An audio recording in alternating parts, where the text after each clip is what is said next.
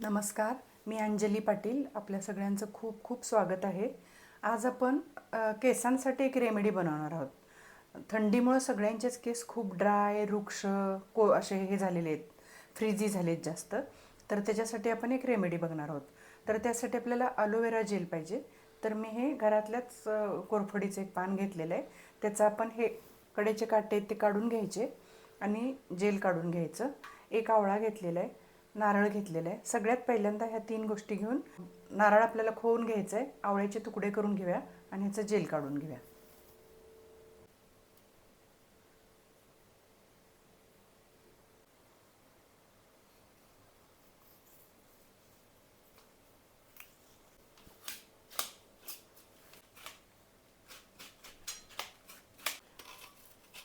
आवळ्याचे तुकडे करून घेतले.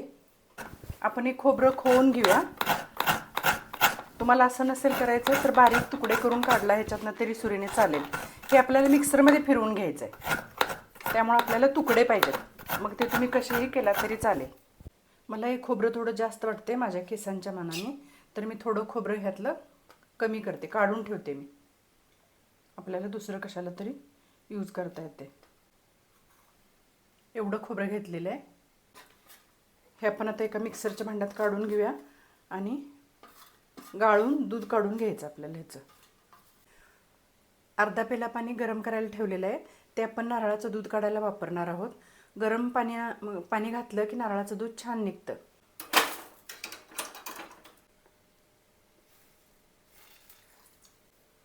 आता हे फिरवून झालेलं आहे, गाळून घेऊया.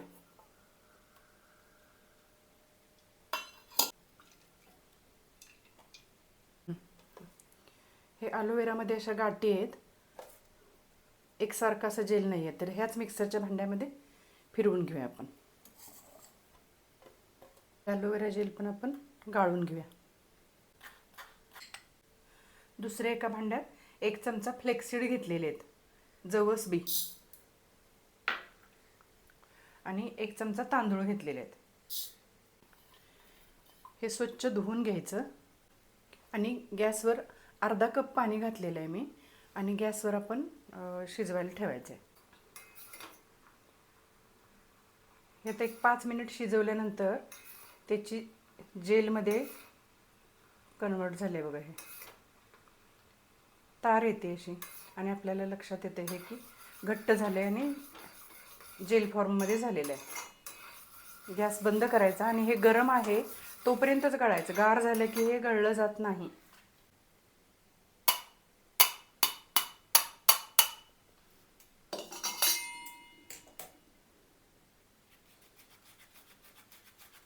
आपल्याला पाहिजे तेवढी कन्सिस्टन्सी खाली आलेली नाही आहे, तर काय करायचं, हे पाणी जे आहे आपण नारळाचं दूध काढलेलं त्याच्यामध्ये हे मिक्स करायचं, म्हणजे गळलं जाईल पटकन. गळताना आपल्याला त्रास होणार नाही त्याचा.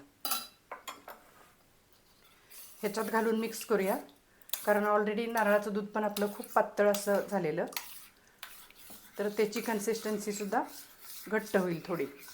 ह्याच्यात मिक्स करून मग आपण गाळूया.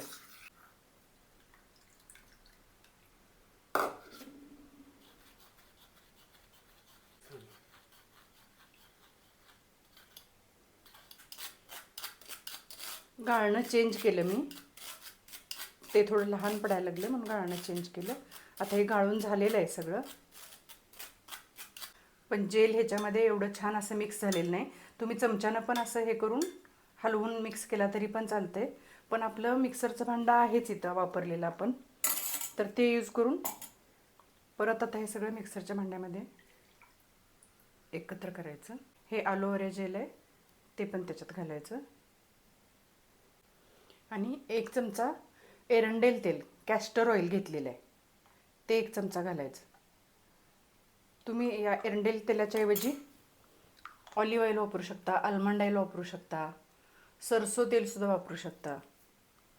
आणि खोबरेल तेल आपण इथं का घ्यायचं नाही, आपण ऑलरेडी खोबरं घेतलेलं आहे म्हणून खोबरेल तेल घेतलेलं नाही. एरंडेल तेलामुळे केस दाट होतात, वाढतात. खोबरं, नारळ आणि खोबरं घ्यायच्या ऐवजी तुम्ही शहाळ्याचं जे आतलं क्रीम असतं, आपण शहाळं पिल्यानंतर जे क्रीम असतं ते सुद्धा केसांना लावलं तर केस खूप सॉफ्ट होतात एकदम. आणि ह्या रेमेडीमध्ये सुद्धा खोबऱ्याच्या ऐवजी शहाळ्याचं क्रीम वापरलं तरी चालेल. आता हे एका बाउलमध्ये काढून घ्यायचं. मिक्सरमध्ये फिरवून झालेलं आहे, एका बाउलमध्ये काढून घ्यायचं. मस्त अशी आपली रेमेडी तयार झालेली आहे. केस एकदम खूप ड्राय झालेत. हल्ली मी थोडं लक्ष पण दिलेलं नाही आहे, भरपूर ड्राय झालेले आहेत. कापसाचा बोळा घेतलेला आहे, तो ह्या मिश्रणात बुडवायचा आणि केसांच्या मुळाला सुद्धा लावायचा आणि सगळ्या केसांना सुद्धा लावायचं आहे आपल्याला.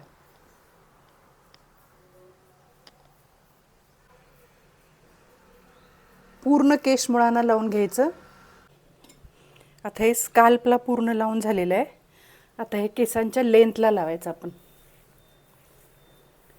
कारण हे हेअर सॉफ्टनर म्हणून आपण वापरत आहे. तर केसांच्या मुळांना सुद्धा लावणं गरजेचं आहे, तसंच केसांच्या लांबीला सुद्धा लावणं गरजेचं आहे.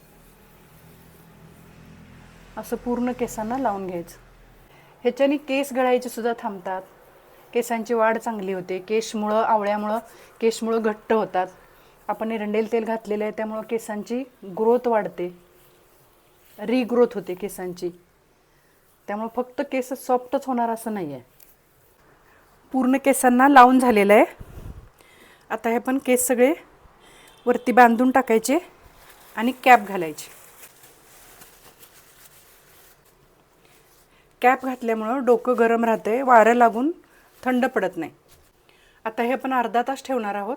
अर्ध्या तासानंतर हेअर वॉश करायचा, त्यानंतर मी तुम्हाला दाखवते. हेअर वॉश झालेलं आहे. केस एकदम सॉफ्ट सिल्की झालेले आहेत,